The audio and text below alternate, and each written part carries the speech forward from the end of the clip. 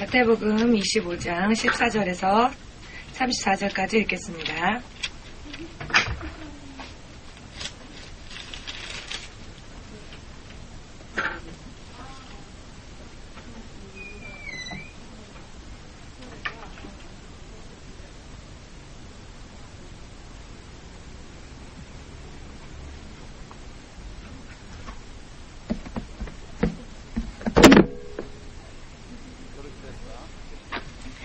다 찾으셨는지요? 읽겠습니다.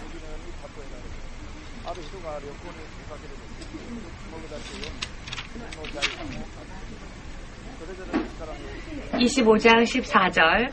또 어떤 사람이 타국에 갈새 그 종들을 불러 자기 소유를 맡김과 같으니 각각 그 재능대로 하나에게는 금 5달란트를, 하나에게는 2달란트를, 하나에게는 1달란트를 주고 떠났더니 5달란트 받은 자는 바로 가서 그것으로 장사하여 또 5달란트를 남기고 2달란트 받은 자도 그같이 하여 또 2달란트를 남겼을 때 1달란트 받은 자는 가서 땅을 파고 그 주인의 돈을 감추어 두었더니 오랜 후에 그 종들의 주인이 돌아와 저희와 회개할세 5달란트 받았던 자는 5달란트를 더 가지고 와서 가로되 주여 내게 5달란트를 주셨는데 보소서 내가 또 5달란트를 남겼나이다.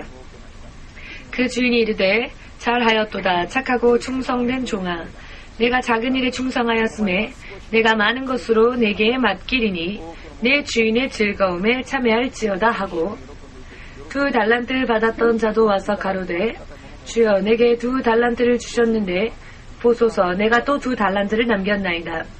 그 주인이 이르되 잘하였도다 착하고 충성된 종아 내가 작은 일에 충성하였음에 내가 많은 것으로 내게 맡기리니 내 주인의 즐거움에 참여할지어다 하고 1달란트 받았던 자도 와서 가로되 주여 당신은 굳은 사람이라 심지 않은 데서 거두고 해치지 않은 데서 모으는 줄을 내가 알았으므로 두려워하여 나가서 당신의 달란트를 땅에 감추어 두었었나이다.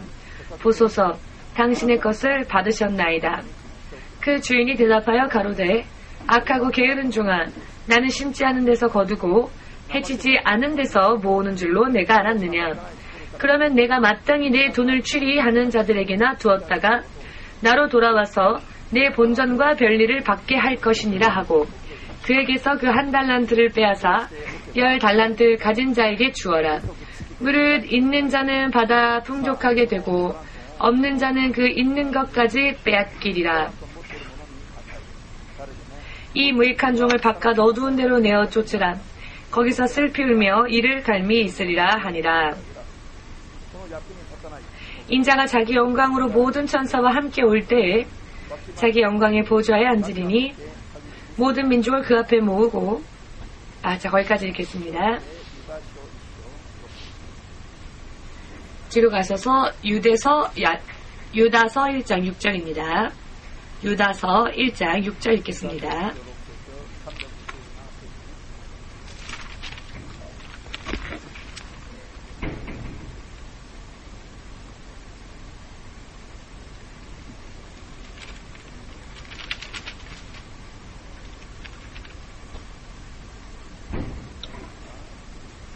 다 찾으셨는지요? 요한계시록 앞에 있습니다. 유다서 1장 6절 읽겠습니다. 또 자기 지위를 지키지 아니하고 자기 처소를 떠난 천사들을 큰 날의 심판까지 영원한 결박으로 흑암에 가두셨으며 아멘. 기도하겠습니다. 주되신 하나님, 이 시간 주의 성령을 통하여 주의 종이 입술을 써 주시옵고 오늘 듣고 또 따라야 할 주님의 말씀을 알기 쉽게 전하여 주시옵소서. 2010년도의 마지막 수요 예배입니다. 지금까지의 청산을 온전히 할 수 있도록 바른 주님의 진리의 말씀을 통하여 이 시간을 인도하여 주시옵소서. 모든 것을 주의 성령께 맡기오며 예수 그리스도의 이름으로 기도합니다. 아멘. 할렐루야. 오늘은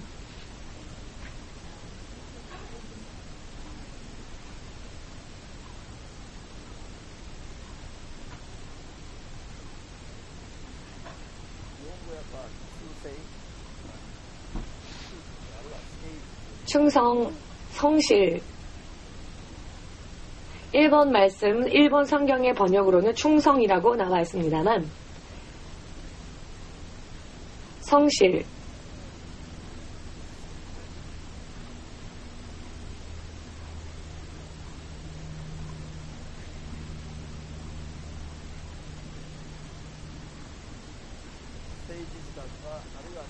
성실 혹은 충실이라고도 번역할 수 있습니다. 충성에 대하여서 공부하겠습니다. 홀로 스스로 살 수 있는 존재는 과연 있을까요? 없습니까? 단 한 분 계십니다. 단 한 분. 그분은 누구십니까? 예수님? 네.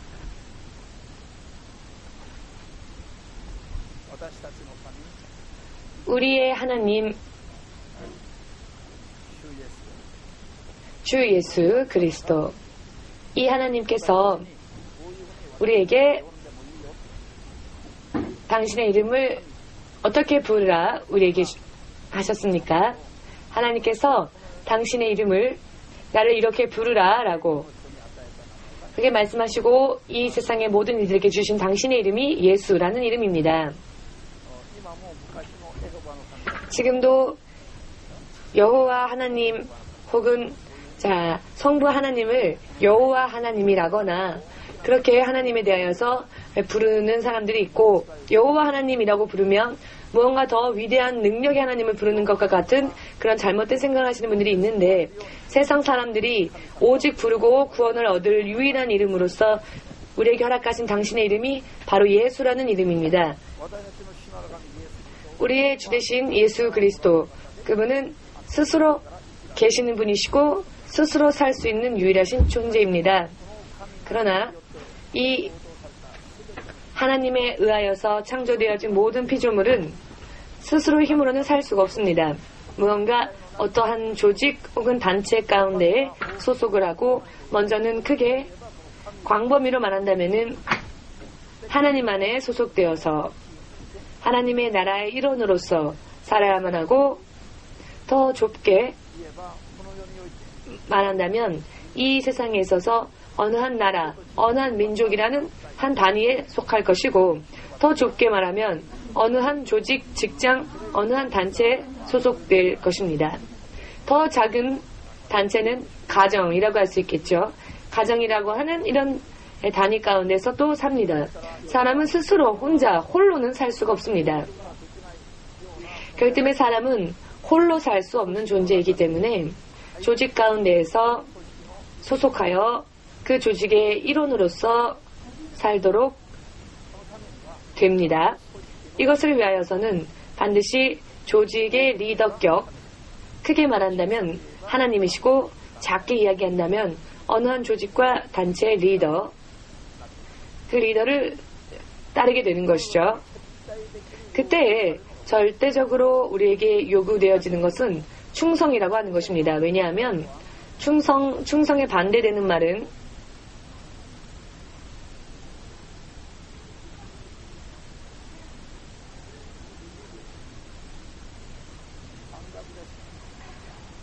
반역이라고 하는 말이죠.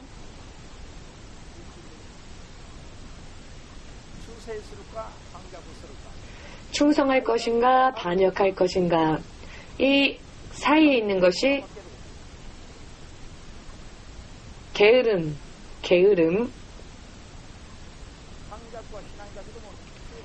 반역은 하지 않지만 충성도 하지 않는 것, 그것은 게으르다는 것이죠. 게으름. 충성에 반대되어지는 개념은 반역입니다. 충성하면 그 조직의 일원으로서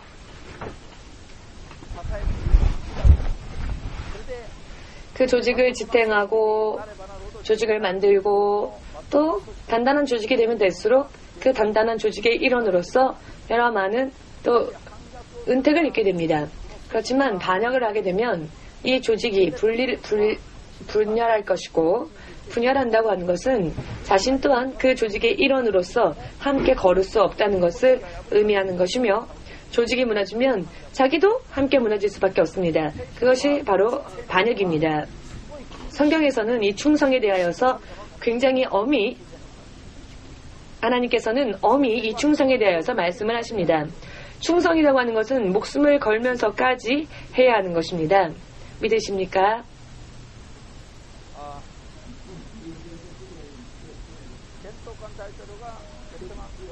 전두환 대통령이 베트남의 전쟁, 월남 전쟁에 파견되어졌을 때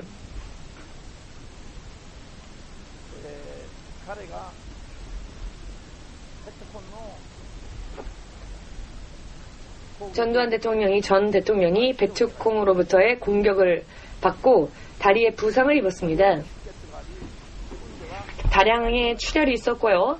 스스로는 걸을 수가 없는 상황이 되었는데 그때 부하였던 장세동이라고 하는 사람이 이 전두환 대통령을 자신의 상사였던 전두환 대통령을 업고 목숨을 걸고 그 장소를 탈출하였으며 그때부터 이 둘의 인연이 깊어지게 되었고 후에 전두환 씨가 대통령이 되었을 때 이 장세동이라 하는 인물을 자신의 가장 측근 중의 측근인 대통령 비서실장의 자리로 임명을 합니다.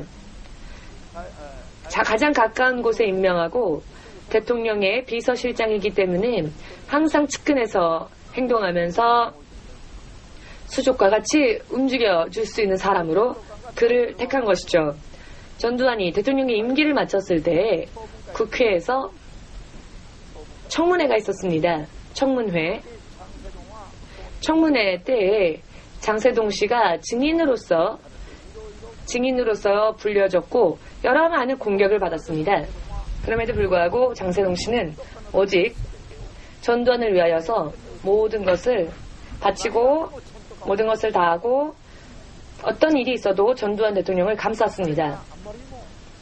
그가 너무나도 조금도 동요하지 않고 전혀 흐트러지지 않는 그런 모습으로 처음부터 마지막까지 전두환 전 대통령을 지키는, 보호하는 그런 발언을 하는 모습을 보고 나는 사람들이 정말로 저 사람은 미운 사람이다, 얄미운 사람이다 라고 그를 싫어했습니다. 전두환의 잘못된 부분, 전두환이 범하였던 과오, 그 죄를 일부러 덮어주는 것이 너무나도 뻔히 드러났기 때문에, 그리고 그의 죄를 부정했었기 때문에, 그래서 처음에는 다 그를 싫어하고 미워했습니다. 그러나 마지막까지 자신의 상관을 위하여서 충성을 다하는 그의 모습을 보고, 물론 그가 범하는 죄는 정말로 뻔한 죄이지만 그 전두환 대통령 자신의 상관에 대한 그 충성심만큼은 모두가 감탄을 했습니다. 그래서 그의 하고 있는 그의 행위는 옳은 행위가 아니었지만 그가 가진 그 충성심이라는 마음, 상관에 대하여서 충성을 다하고자 하는 마음은 정말 대단하다라고 평가를 하게 되었습니다. 또 한 명이 있었습니다. 전두환 전 대통령의 측근 중에 또 다른 한 명이 있어서 청문회에 불려졌을 때 사실은이라며 금세 많은 일들을 폭로했지만 장세동 씨만큼은 자신이 섬겼었던 전두환 대통령을 위하여서, 전 대통령을 위하여서 변호하는 그런 모습이 있었습니다. 모두가 그를 싫어했지만, 뻔뻔한 사람이라 생각했지만, 그 죄가 뻔한데 그 죄를 부정하니까 다들 미워했지만 나중에는 저 사람의 충성심만큼은 대단하다라고. 왜냐하면 그의 충성심이 결코 무너지지 않았기 때문에 그 모습만큼은 모두가 감동을 받았습니다. 여러분 기억하십니까? 대신에 전두환 대통령은 장세동이 죽을 때까지 그가 필요한 모든 그 부분을 돌봐줬습니다. 죽을 때까지 풍성하게 윤택하게 잘 살 수 있도록 보장해주고 또 후원을 해주었습니다. 한국의 근대 역사 가운데에서 실로 충성이라고 하는 말로서 표현할 수 있는 인물 중에는 이 장세동 씨가 정말 제일 대표적인 인물이 아닐까라고 싶을 정도로, 이라크 전쟁이 발발하기 전에 후세인 대통령의 호위 부대가 1만 명 가까이 있었습니다. 그들은 최첨단 무기로서 무장한 정예 부대였고, 미국이여 올 테면 와 봐라, 한 방으로 무찔러 주겠다. 후세인을 위하여서 충성을 다하겠노라. 모두가 후세인 만세를 외치며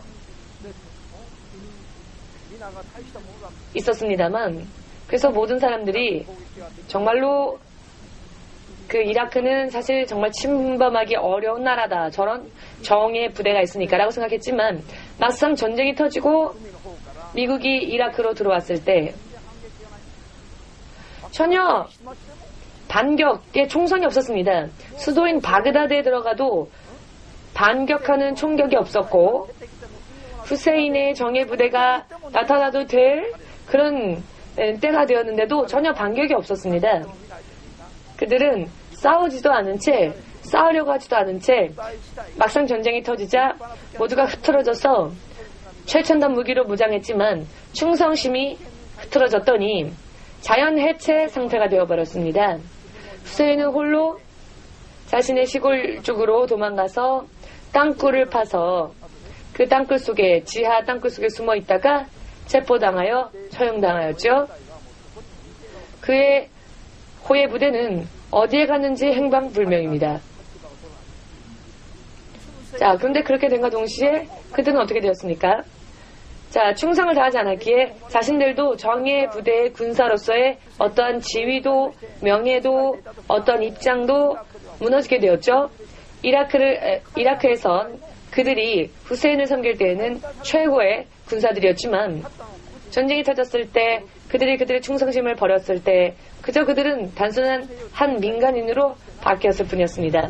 충성을 다하는 사람과 다하지 않는 사람의 결말은 이렇게 틀리다는 것을 알 수 있습니다. 충성을 다하면은 앞으로의 우리의 그 앞날이 보장되어지는데, 충성을 다하지 않으면은 부절되는 것뿐만이 아니라 자신도 쓰러지는 것이죠. 우리들의 육신 가운데에서도 우리들의 육신 안에서 외부의 병균으로부터, 세균으로부터 우리의 그 몸을 보호하는 역할을 하는 균이 있는가 하면은 우리 육신을 갉아먹는 암세포도 있습니다. 이 암세포는 우리 인간의 육신 속에, 조직 속에 있으면서도 그 조직을 파괴하고, 이 조직이 무너지면 암세포도 함께 죽어버립니다. 육신 또한 마찬가지입니다. 암세포는 자기가 기생하고 있는 그 육신이 마지막 숨을 다할 때까지 공격하는 것이 암세포입니다. 마치 스파이처럼, 간첩처럼, 예를 들어 한국에 몰래 숨어있는 북한의 간첩처럼 이 암세포는 파괴하는 것이 목적이지요. 하나님께서 여러분들이 성경을 통해 공부하다 보면 여러분들도 아실 것이지만 이 충성에 대하여서는 엄히 말씀하시는데, 이것은 우리를 파괴시키기 위함이 아니요, 우리가 지금도 또 앞으로도 영원히 하나님 안에 보호함을 받게 하시기 위하여서 이렇게 말씀을 하십니다. 천사장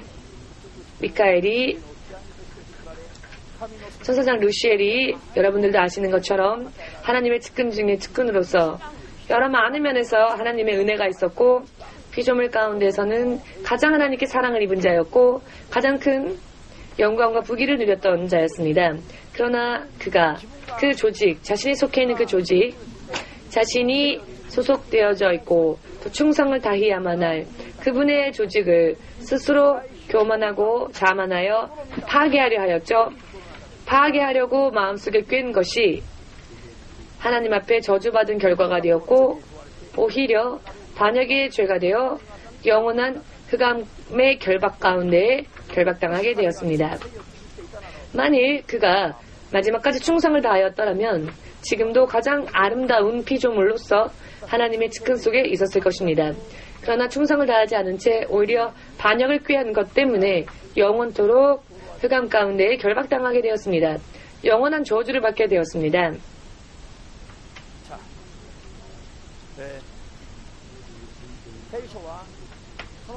성경은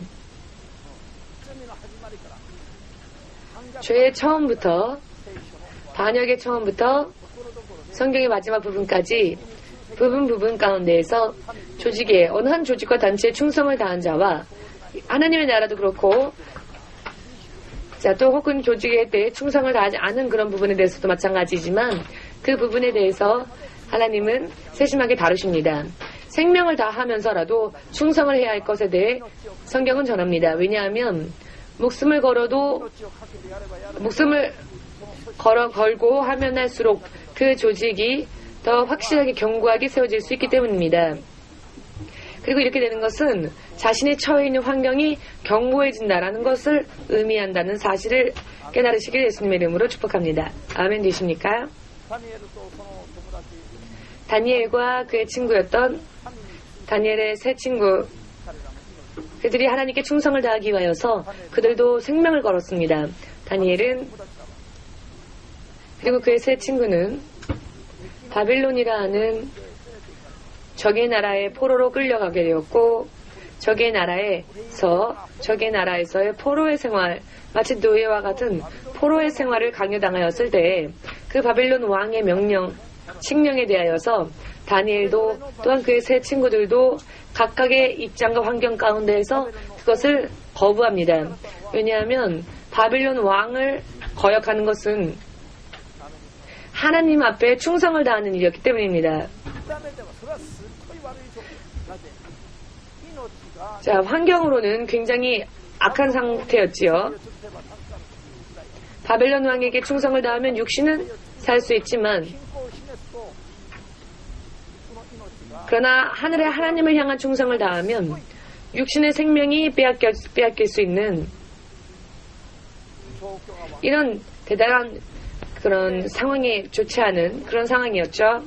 그때 여기에서 다니엘과 그의 세 친구는 하늘의 하나님께 생명을 걸고 하늘의 하나님께 충성을 다할 결심을 하고, 다니엘은 사자동굴에 빠지게 되었고, 사드락, 메삭, 아벳느고라는 다니엘의 세 친구는 불타오르는 풀물 속에 던져지게 되었죠. 그러나 이 두 쪽 다 사자의 입에서부터 건져냄을 받았고 풀물 속에서 구원을 얻었으며 포로로서의 삶을 살 수밖에 없는 그 환경 속에서 더 높은 지위에 오르게 됩니다. 믿으십니까?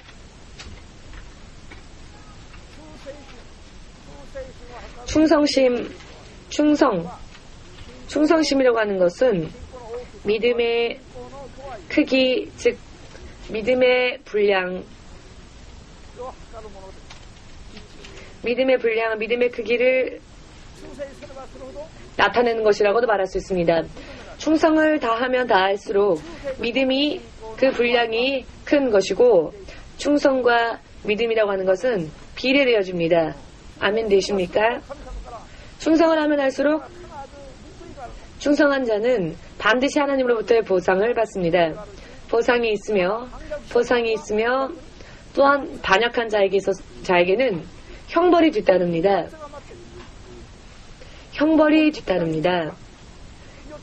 어느 쪽에 자신이 있을 것인가, 어디를 택할 것이냐에 따라 믿음의 크기가 판단되어지는 것이고, 그 믿음의 크기는 충성도의 크기에 따라 판단되어집니다. 그리고 우리가 충성을 다할 때 그만큼 우리의 믿음이 인정되어져서 하나님이 약속하신 은혜를 받을 수 있게 되는 것입니다. 자, 모두가 똑같은 크기의 믿음에 서는 것은 아니죠. 결과적으로 똑같은 믿음의 크기에 서지 못하기 때문에 그 믿음의 분량에 따라 어떤 이는 큰 것을 많이, 어떤 이는 적은 것을 작게, 어떤 이는 전혀, 어떤 이는 오히려 탈락해 가고, 여러 많은 케이스들이 나오게 되는 것입니다. 충성의 분량이 믿음의 분량과 크기를 결정하는 것입니다. 그렇기 때문에 충성도를 보면 그 믿음의 크기 또한 알 수 있습니다. 아멘.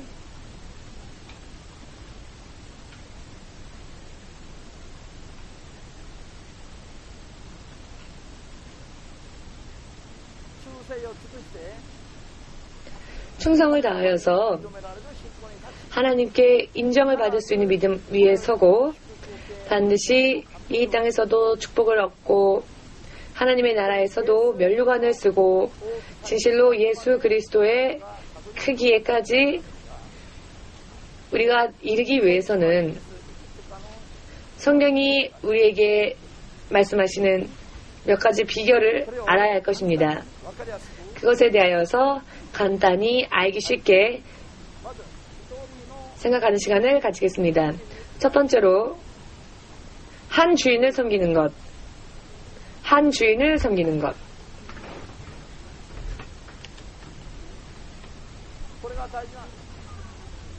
이것이 중요합니다. 마태복음 6장 24절. 하나님께서 먼저 스스로 있으신 하나님께서 이 모든 것을 창조하신 창조자 하나님께서 모든 피조물들에게 무엇을 원하고 계시는가? 그것은 단 한 분이신 하나님, 그분을 섬기는 일입니다. 믿으십니까? 두 신 혹은 그 이상의 신을 우리는 함께 섬길 수 없습니다. 어떤 조직이라 할지라도 하나님의 나라 또한 그렇고 이 땅의 나라 또한 그렇고 회사도 그렇고 어떤 조직에 있어서 어떠한 조직이라 할지라도 리더라고 하는 입장에 있는 사람은 단 한 명이지요. 한국의 속담에도 어떤 속담이 있는가 하면은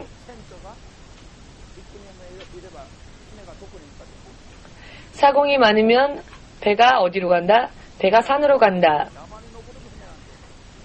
사공이 많으면 배가 산으로 간다. 자, 배가 산으로 갈 수 있습니까? 있다면 대단하지만 그건 있을 수 없는 일이죠. 그런데 이렇게 있을 수 없는 결과가 되어버린다는 것입니다. 사공이 많으면. 하나님께서 먼저 모든 것을 창조하시고 그 피조물에게 하나님이 가장 원하시는 것은 하나님 이외의 것을 신이라 섬기지 말라.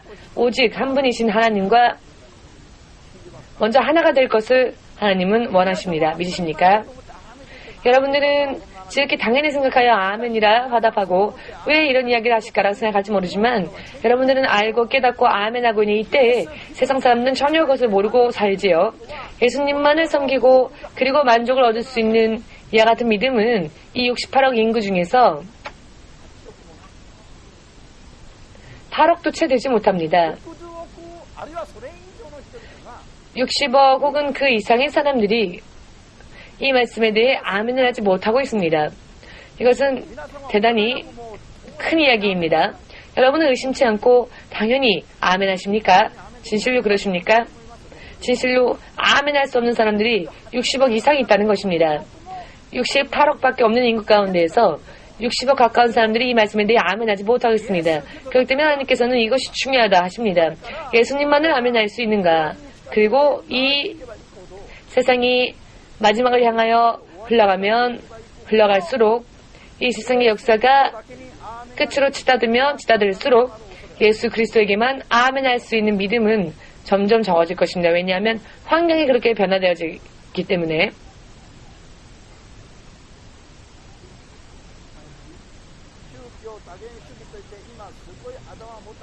종교다원주의라고 하여서 지금 굉장히 머리를 쳐들고 있는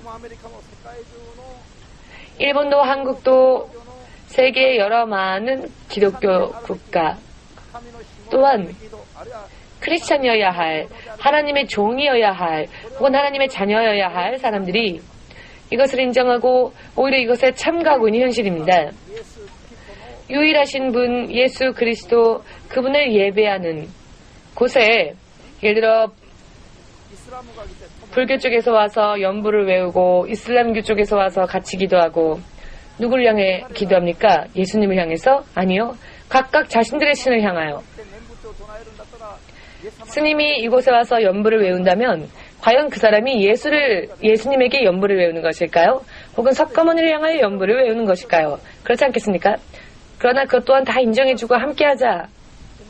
이것이 더더욱 매년 그런 사람들의 숫자가 늘어나고 있습니다. 그렇기 때문에 우리들에게는 지극히 당연한 이야기이지만 세상에서는 그것이 당연한 이야기가 아닙니다. 당연하지 않은 사람들이 그러나 60억 이상 된다는 것입니다. 이 8억 정도 되는 사람들 가운데서도 정말로 절대적으로 이것을 지키고 있는 사람들은 과연 얼마나 될까요? 그 숫자는 아무도 모릅니다. 그렇기 때문에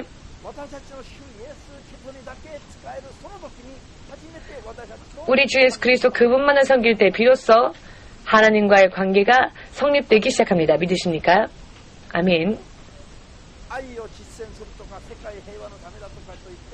사랑을 실천하자, 세계 평화를 구현하자 하면서 모든 종교 또한 다 함께 인정해주고 싸우지 말고 분쟁치 말고 함께 가자.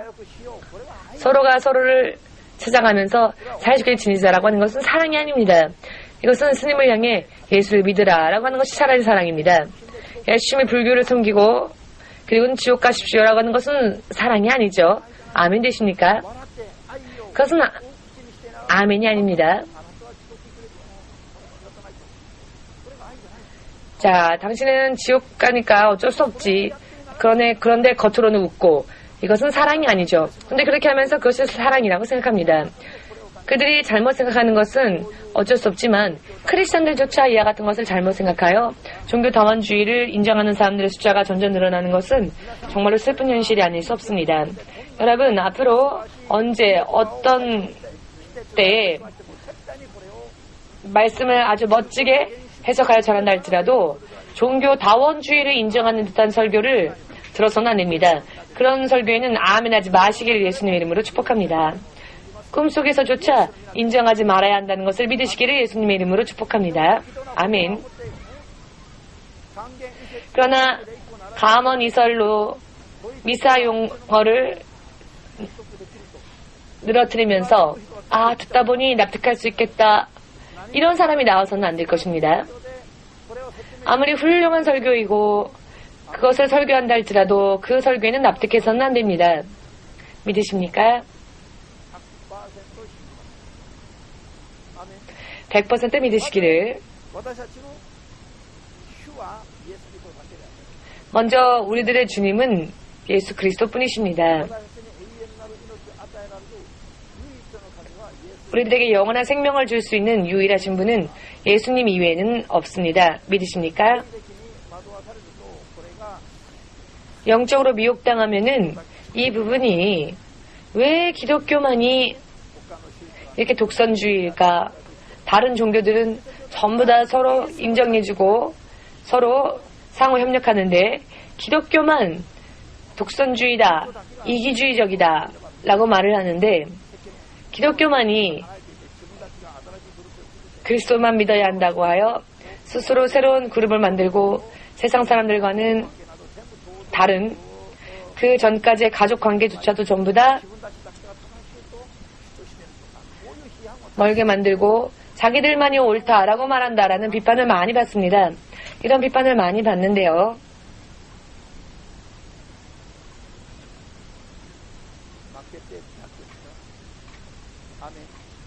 속고 타협해서는 안 될 것입니다.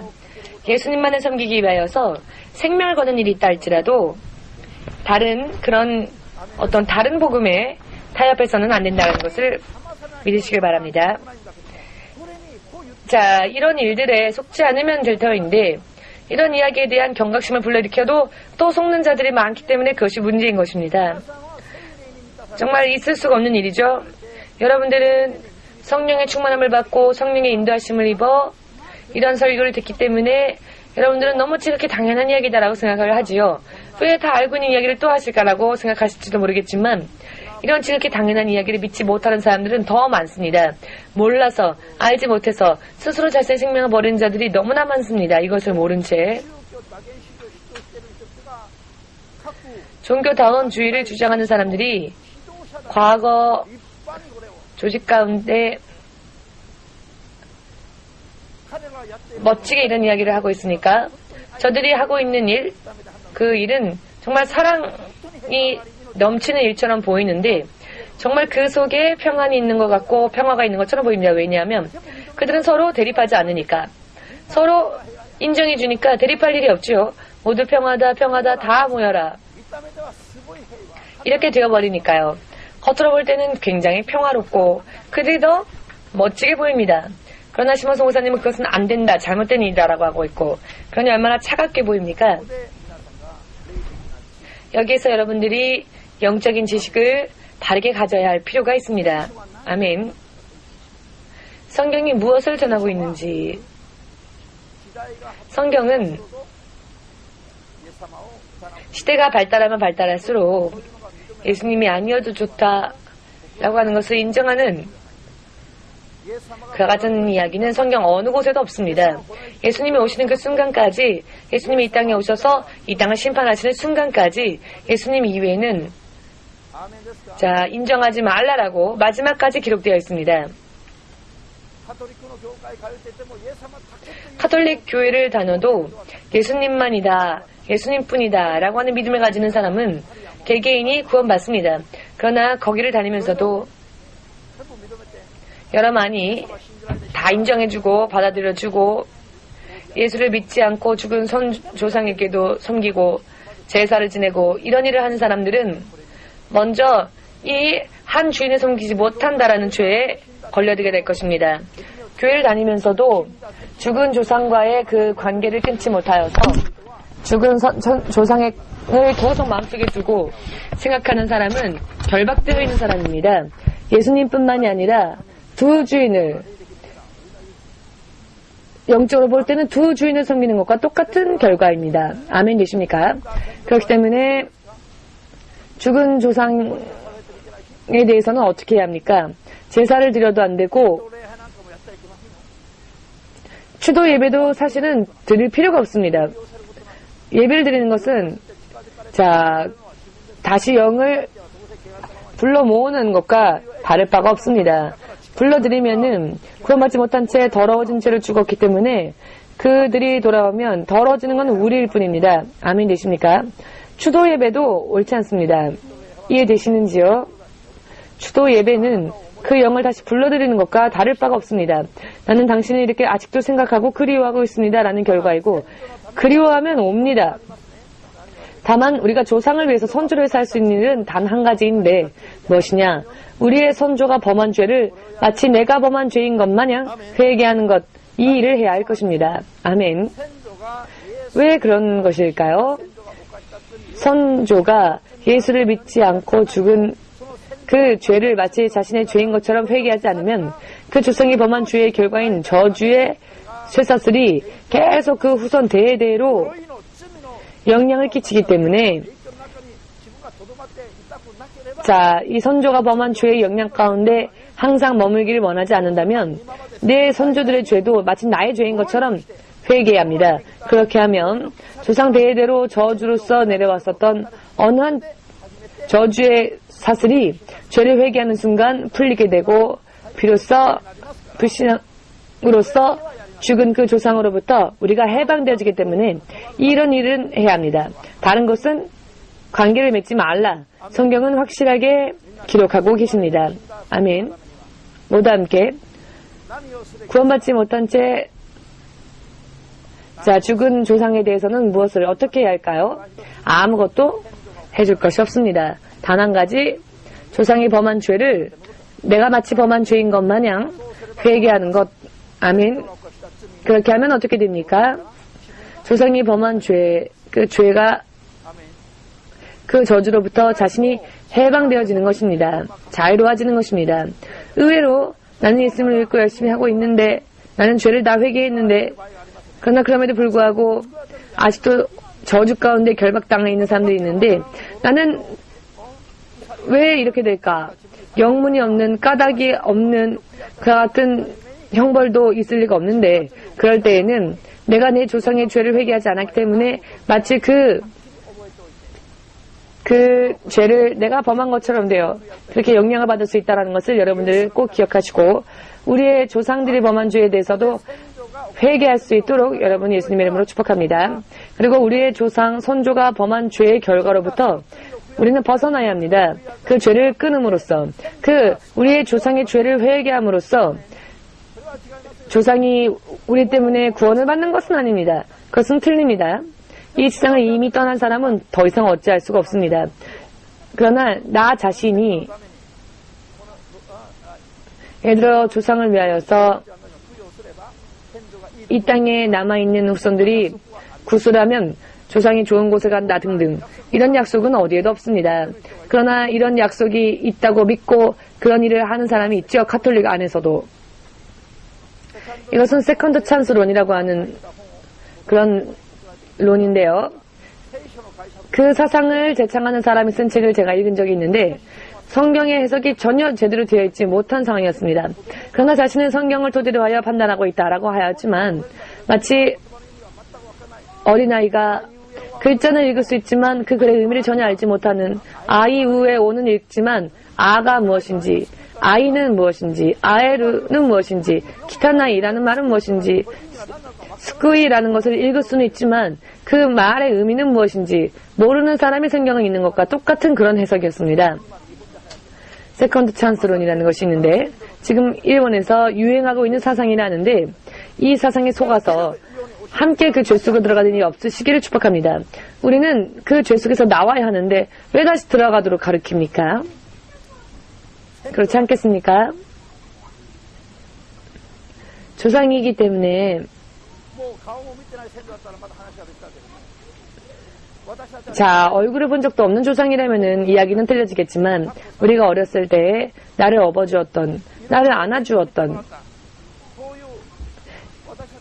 여러 많은 그런 사랑을 준 그런 조상의 경우에는 사실 굉장히 마음이 아프지요. 저 또한 그랬습니다. 그러나 그렇다 할지라도 어찌할 수 없습니다. 여러 많은 문제가 있어서 깊이 기도하다 보면 조상이 걸려 있음을 압니다. 아, 당신이었으니까 나의 깊은 영까지 와서 내 안에서 문제를 일으킨 바로 그 장본인이 당신이었습니까? 처음에는 갈등이 있었습니다. 그러나 이런 일들이 계속 되풀이되면서 자, 예수를 믿지 않고 죽은 조상이 나에게 나타난다는 것이 얼마나 큰일인지를 알게 되었습니다. 그렇기 때문에 더 이상 불신앙으로 죽은 조상과 관계를 맺지 않기 위한 방법은 두 가지가 있는데요. 한 가지는 그 조상이 범한 죄를 마치 내가 범한 죄인 것처럼 회개하는 것이고 또 한 가지는 나를 돌봐주고 나를 사랑한 조상이라 할지라도 예수님을 믿지 않고 이 땅을 떠난 경우라면은 그리워하는 것조차 그만두어야 한다는 것입니다. 끝을 내야 하고 인연을 끊어야 합니다. 계속 그리워하다 보면 생각하다 보면 또다시 당할 수 있습니다. 믿으시기를. 아멘. 이 같은 것을 가르치면 반발하는 사람들이 많습니다. 교회 안에서. 잘 모르는 사람들은 왜 그런 것들을 가르치느냐. 그러나 여러분들이 경험을 해보시면 알게 될 것입니다. 여러분들이 영적으로 깊어지고 영의 경험을 하다 보면 저보다도 더 다른 사람들에게 이것을 가르치고자 원할 것입니다. 왜냐하면 그 현실이 정말로 너무나 끈질기고 슬픈 현실이기 때문에 전혀 다른 사람, 다른 사람의 그 영이 오는 것보다 자신의 친척이나 주위에 있었던 사람이 자기에게 공격하는 것이 더 많습니다. 또 길을 왕래하다가 길을 걸어가다가 자 나를 타고 들어온 영일 경우에는 예수님으로 내쫓으면 금세 나가는데 친척이나 조상일 경우에는 좀처럼 나가지 않습니다. 왜냐하면 이미 정이 있기 때문에 서로 손을 붙잡고 있는 상황. 조상이라고 가족이라고 생각하고 있고 원수라고 생각하지 않기 때문에 스스로 이 손을 놓지 않으니까 떨어질 수밖에 없는 겁니다. 인정하고 싶지 않으니까. 누구라도 그렇지 않겠습니까? 영적인 것을 잘 모르면 자신의 가족이 구원받지 못한 채 심판받아 그와 같은 귀신이 되었다라는 것, 그와 같은 영이 되었다는 것을 우리는 인정하고 싶지 않죠. 그러니까 계속 이렇게 붙잡고 있는 겁니다. 이해가 되시는지요? 이 손을 놓아야 하는데 스스로 그 손을 놓지 않으니까. 이와 같은 것은 사실 그렇게 이야기하고 싶지 않은 부분입니다. 왜냐하면 이런 것을 이해하지 못하는 사람이 들으면 또 공론이 일어나니까요. 그러나 여러분들이 영적으로 속는 것을 저는 원하지 않기 때문에 이런 이야기를 전할 뿐입니다. 믿음이 있는 분이 이것을 여러분들의 지혜로 삼으시고 승리하시기를 예수님의 이름으로 축복합니다.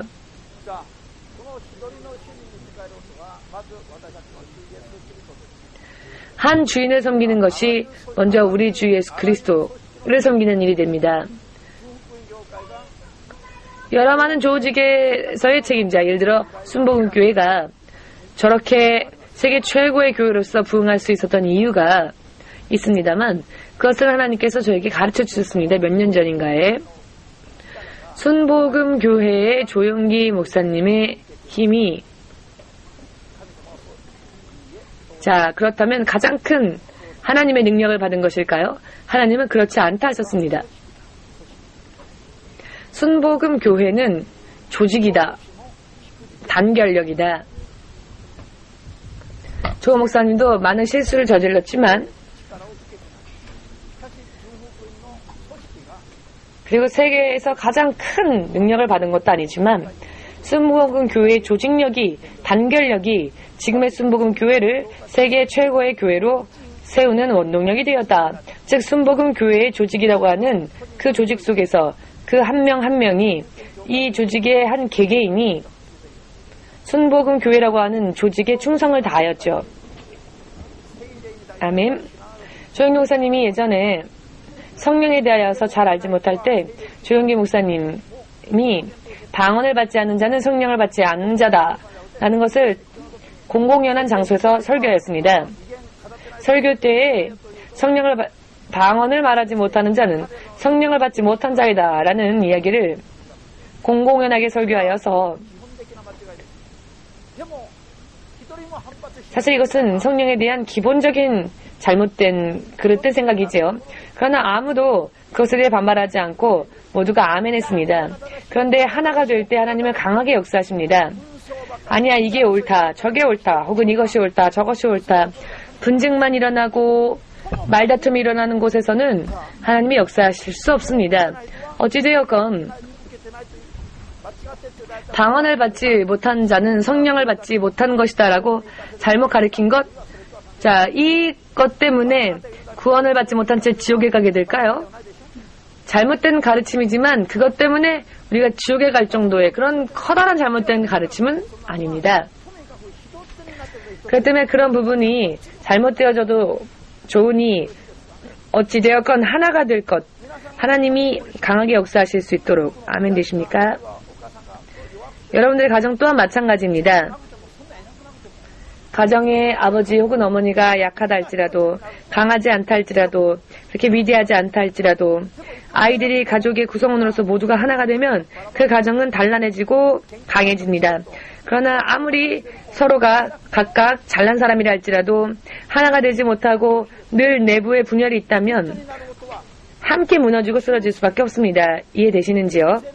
하나가 된다고 하는 것은 충성의 개념이라고 하는 것은 그 조직에 하나님이라면 하나님, 교회에 대하여서라면 교회, 가정에 대하여서라면 가정,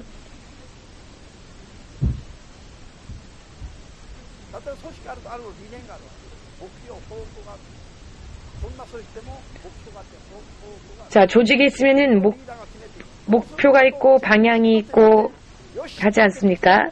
그것은 리더가 결정합니다. 그러면 나머지 구성원들은 하나가 되어 단결하여서 일심단결하여 힘을 합쳐서 마음을 합쳐서 정해진 목표를 향해 달려가면 다소 문제가 있다 할지라도 마침내는 이것이 정리가 됩니다. 그러나 강해지고 하나가 되고 단결하여서 전진하려고는 하지 않고 아니야 이게 잘못이다 아니야 이게 옳다 아니야 이것이 옳다 이것이 잘못된 것이다 이렇게 분쟁만 하다 보면은 전진하기는커녕 분열되어져 버리고 깨져 버리고 맙니다. 할렐루야. 모두 함께 충성에 있어서 가장 기본적이고 가장 중요한 개념은 한 주인을 섬기는 일이다. 아멘이십니까? 한 주인, 단 하나의 주인, 단 하나의 리더를 향하여 단결하는 것. 이것이 순복음 교회가 지금 세계 최고의 교회로 부흥할 수 있었던 비결이라고 예수님은 저에게 친히 알려주셨습니다. 그렇기 때문에 이와 같은 충성을 다하는 교회 조직을 만들라라고 하나님은 말씀하셨습니다. 믿으십니까? 믿으시기를 구역장이 완벽하기 때문에 구역장이 되는 것이 아니라 구역장도 여러 많은 문제들이 있지요. 목사님도 여러 많은 문제들이 있습니다. 예수님 이외의 피조물은 모두 다 문제를 가지고 있습니다. 그러나 어느 한 조직이 맡겨졌을 때 그 조직의 리더, 그 그 리더를 중심으로 하여 하나가 되고 단결하는 힘을 믿음으로 보이면 하나님께서는 그것을 보시고 기뻐하시고 그것을 보고 기뻐하시고 역사하여 주십니다. 그리하면 그들의 힘으로가 아니라 하나님의 능력으로서 승리할 수 있게 되는 것입니다. 하나님께서 두셋이 함께 두 서너이가 모여서 기도할 때 하나님이 함께 하신다라는 말씀은 무슨 뜻일까요? 두 사람 모여서 단결하여 마음을 하나로 합하여 마음과 힘과 정성을 다하여 하나님께 하나의 목표를 잡고 하나의 방향을 잡고 나아가는 것을 하나님은 기뻐하신다라는 의미인 것입니다. 둘, 셋, 넷 모이지 않고 한 사람만 있을 때는 하나님이 함께 하시지 않으신다라는 뜻은 아니죠. 그렇죠? 둘, 셋이 모여서 마음을 하나로 합하여 하나님을 향하는 것을 하나님은 기뻐하신다라는 것입니다.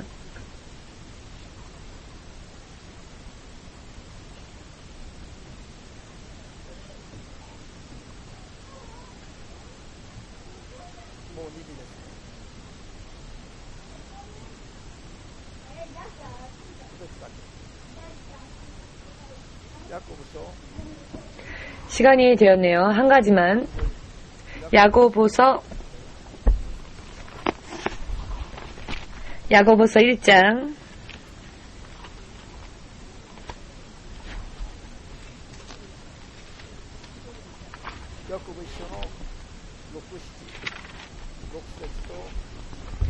야고보서 1장 6, 7절 말씀 6절 자 8절까지 읽을까요? 6, 7, 8절 읽겠습니다. 지금의 이 말씀을 지금 우리가 함께 상고한 이 말씀을 더 설명하여 주는 성경의 말씀입니다. 야고보서 1장 6절에서 8절까지 읽겠습니다. 오직 믿음으로 구하고 조금도 의심하지 말라. 의심하는 자는 마치 바람에 밀려 요동하는 바다 물결 같으니 이런 사람은 무엇이든지 주께 얻기를 생각하지 말라. 두 마음을 품어 모든 일에 정함이 없는 자로다. 아멘. 마음이 요동하는 자, 흔들리는 자,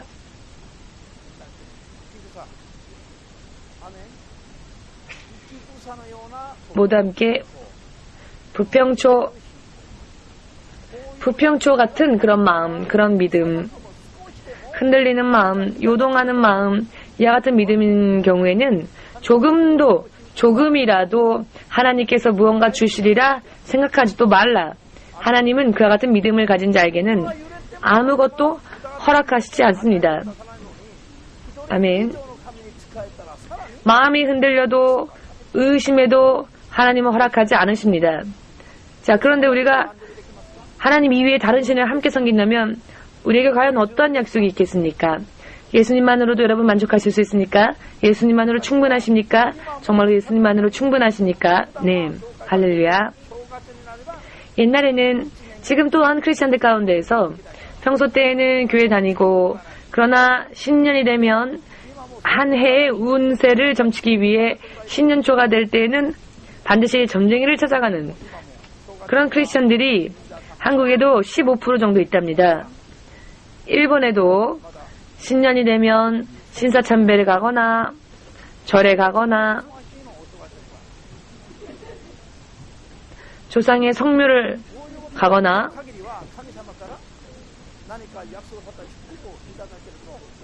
이와 같은 것을 하는 한 하나님으로부터 무언가 조금이라도 약속되어 있는 축복을 받을 수 있으리라 생각하지도 말라. 하나님은 그와 같은 믿음에 대해서는 아무것도 약속해 주지 않으십니다. 아무런 약속도 없습니다. 믿으십니까?